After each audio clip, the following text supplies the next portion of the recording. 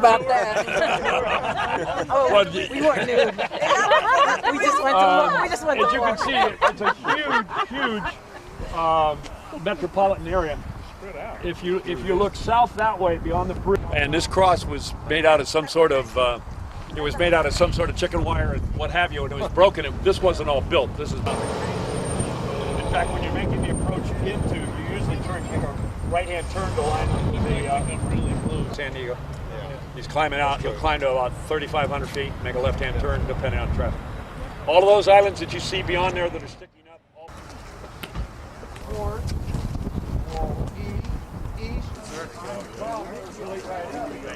Look at that beautiful sunset over there. That's just for you guys. It's part of the planet.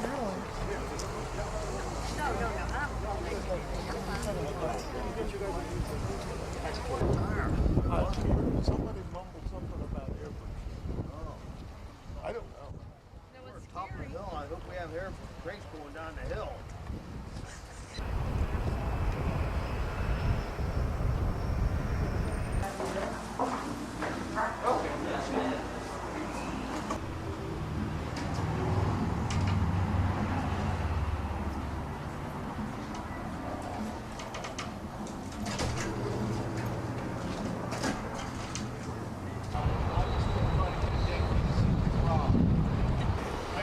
Of American citizens are choosing the career that you chose as young men to go serve with your assault helicopter company. Less than 1% of the people that you're bumping into on the Midway today, barely 60% of them have any relatives who have ever served in any of the armed services. And meet our volunteers, most of whom have served in the armed forces. And part of our job just becomes to transfer that great story that all of you take for granted, that today's modern society thirsts for those stories. They marvel at who you were, who you are, what you represent. The place we call Pry Fly. Pry Fly is Navy lingo for primary flight control. It's basically the tower at the airport. Home of the big bad air boss over here. You gotta fix his seat over there. The big air boss. The air boss is in charge of the entire flight operations on the ship. And he's in charge of the flight deck, everybody on the flight deck, the hangar bay, everyone down in the hangar bay, a 5-mile surface radius around the outside of the ship, and 2,500 feet in the air. I was a kid.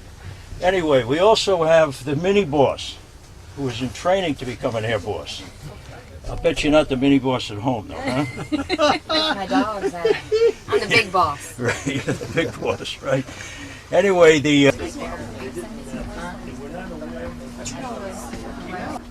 you should try this. Smile. Because he didn't like that one, right? But then again, You need me to get your picture. You're filming this, oh my God. The captain, he's in charge. He's the number one guy, all right? The deck, the junior officer of the watch. You'd have a yeoman up here making sure, keeping the ship's log, and you'd have the gator over in the corner, the navigator. And he would pass the con off to one of them. And a brown shoe is up above there. You see an officer walking around with his uniform on, wearing brown shoes. He's in the air department. If he has black shoes, he's probably in the engineering department. Quite often, there's no wind out there. We have to make our own wind. This is the reason why these aircraft carriers are so powerful. Midway developed 212,000 horsepower. Put that one away, right? And we would jack this ship up to, about 25, 26 knots sometimes, to generate that kind of wind. That's about 30, 31 miles an hour. Picture this big hunk of steel going through the water at 30, 31 miles an hour with a bunch of sailors back there water skiing on the wake, you know. That's not good, too. Okay, we turn into the wind. The ship may perform as many as 6 to 8 cycles. A cycle's a launch of anywhere from 12 to 18 aircraft. This some fun. Good times. Oh. Real good times. Don't you dare.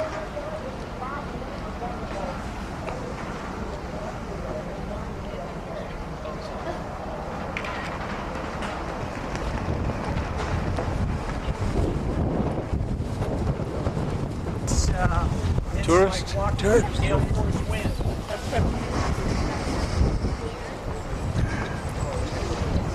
You're not getting away. Guess that's not true. All right, hon, let's go on back down. And,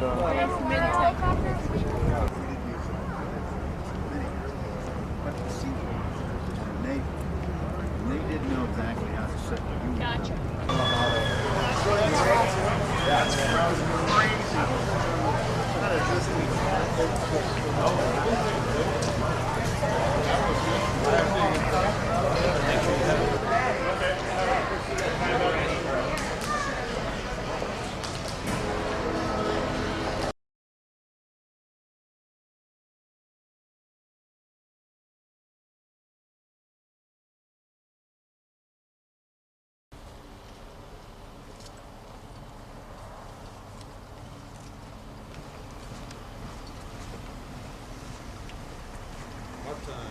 Mark.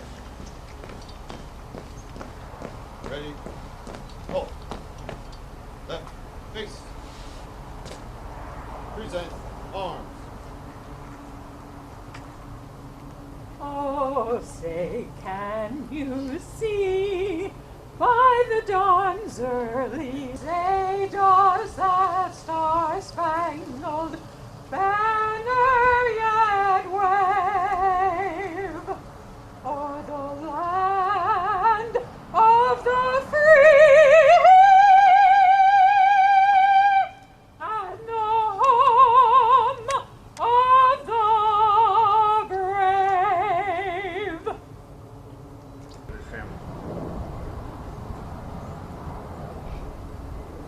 What we have here, that's the family. The strongest bond we have. Let the airline do a little bit of work here. I've been doing just like you. That lie about their medals, that lie about their participation in combat, and lie whether they went to Vietnam or not. You guys are heroes to it. Every one of you. They all want to be like you. Impulse to stay alive. Because when the bullets start flying or things start going wrong, you don't have a lot of time to discuss it. You just got to get it done. Right or wrong, you've got to get it done. So that's why we are all a little goofy. And I hope that we can do this for as long as we possibly can.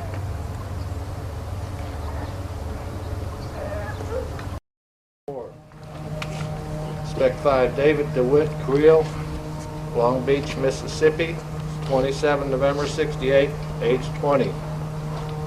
Captain Thomas Albert DeRozier, Fall River, Massachusetts.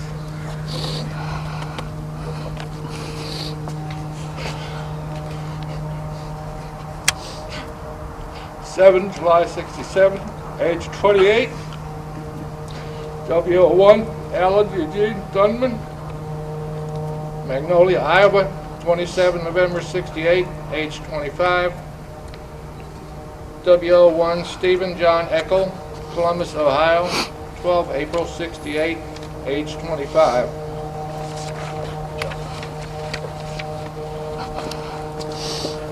Spec 5 Clyde Sampson Evans, Portsmouth, Ohio, 21 May 69, age 20.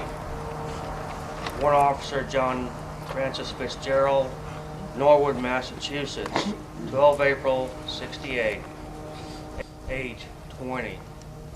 Spec 4 Frederick Harry Frazier, Wickenburg, Arizona, 27 November 68, age 19. Spec 5 William John Johnson, Santa Maria, California, 12 November 71, age 20.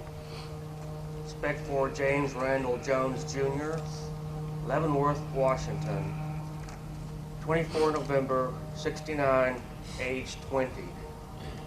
Respect for Roy Douglas Jordan, Logansport, Indiana, 27 December 70, age 19. One Officer Stephen Dale Harnum, Piqua, Ohio, 27 September 71, age 22. Captain Donald Robert Kilpatrick, Bethlehem, Pennsylvania, 2 September 69, age 22. Captain John Giuliano Quintaro, Pacific Islands, 27 September 71, age 29. WO1 Raymond Henry Krug Jr., Milwaukee, Wisconsin, 14 May 70, age 19. Sergeant Edwin Allen Kudlek, Czech, Omaha, Nebraska, 27 September 71, age 20. Captain Thomas John Larkin II, Steubenville, Ohio, 14 May 70, age 23. Sergeant Dennis J. Lulofs, I think that's what it's Close enough for government work. Clarksville, Michigan, 16 February 68, age 20. W.O. Gerald David Markland, Albuquerque, New Mexico, 28 December 68, age 20. BO1 Vincent Patrick Martin Jr., Mobile, Alabama, 15 November 71, age 23. Spec 4 Stephen Chester Ponte Jr., Monmouth Junction, New Jersey, 28 December 68, age 19. Spec 4 Michael Grant Porter, Anaheim, California, 13 April 69, age 21. Captain Billy Taylor Crescent, Paducah, Kentucky, 20 September 67, age 28. WO1 Thomas Joe Puff, Garden Grove, California, 15 November 71, age 20.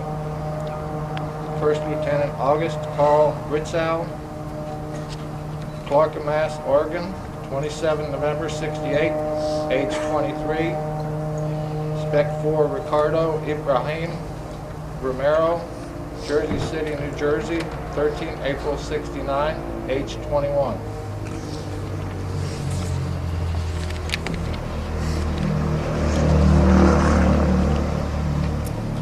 Major Charles Edward Sauer, Fairfield, Connecticut, 7 July 67, age 31. Sergeant Kenneth Charles Scrutton, Minola, New York, 5th January 68, age 25. Captain James Garland Siddons, Chicago, Illinois, 12 September 71, age 25. PFC Paul Joseph Simon, Abbeville, Louisiana, 7 July 67, age 20. Corporal Ivor Allen Tatum, Stevens, Arkansas, 7 July 67, age 22. Spec 4 Kent Childs Taylor, Orem, Utah, 14 May 1970, age 20. Spec 5 Harold Allen Tharp Jr., Alamogordo, New Mexico, 12 April 1968, age 25.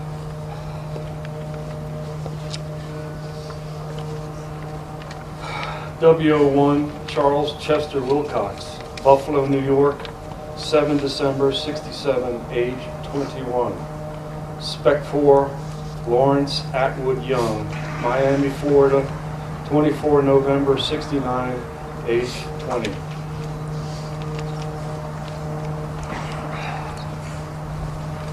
We, excuse me, we have just a little prayer, our own individual prayer. Bow your heads at the moment of silence, please, for these lost souls.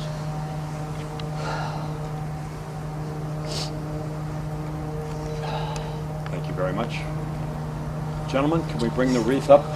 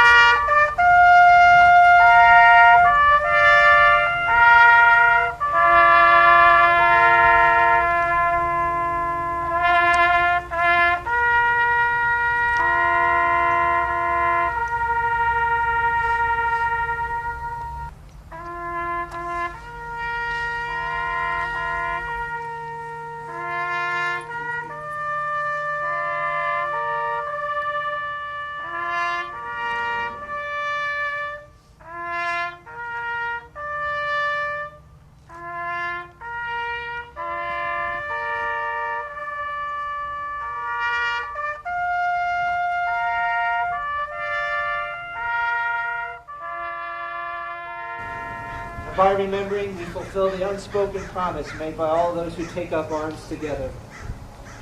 We honor our sacred vow so that names like Black Hawk, Rat Pack, Crusaders,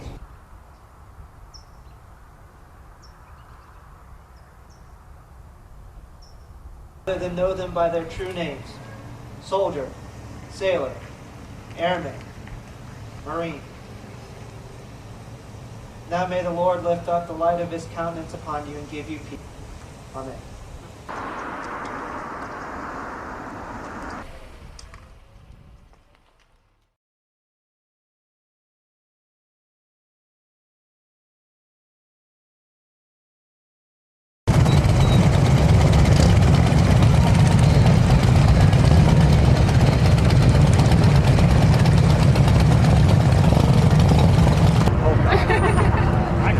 You got Uncle Sam over here. I never did. I'm on the record that I don't have any guns. Yeah, right. That's the way to be. That's right. And I'm on the record the same way.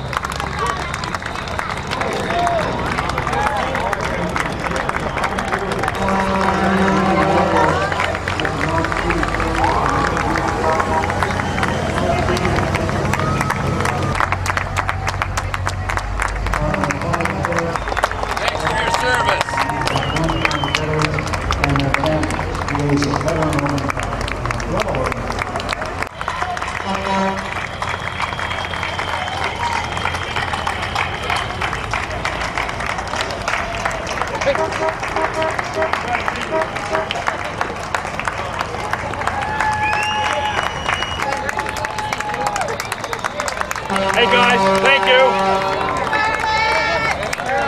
Thank you for coming out. Stand up, Mike.